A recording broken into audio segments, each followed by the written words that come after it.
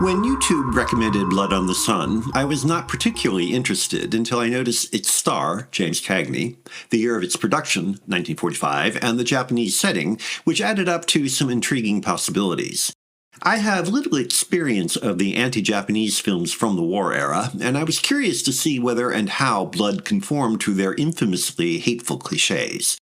It does and it doesn't in a rather complex fashion. Probably because of the presence of Cagney and co-star Sylvia Sidney, Blood is not a cheap propaganda vehicle and can at least claim to provide a surprisingly believable backlot, quote-unquote, Japan. The story centers on Nick Condon, Cagney, an American editor working in Tokyo in the period leading up to the war.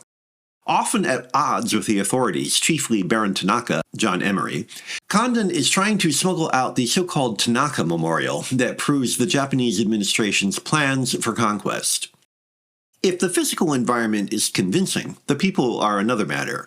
All of the principal Asian characters are inevitably played by white actors speaking fractured English.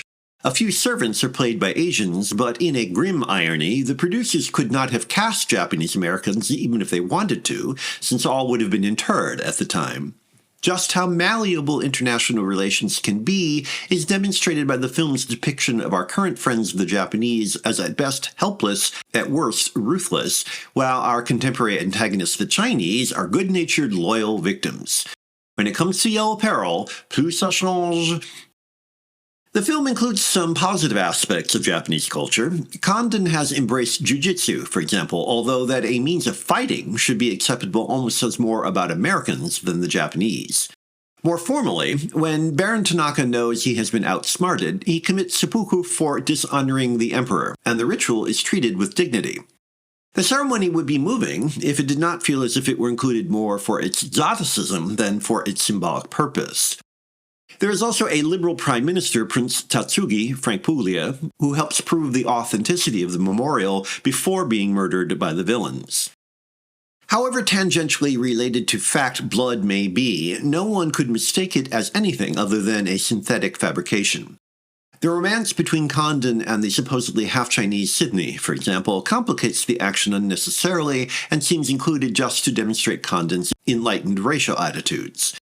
The filmmakers get twisted in knots trying to be quote-unquote fair with a melodramatic adventure story that makes fairness impossible.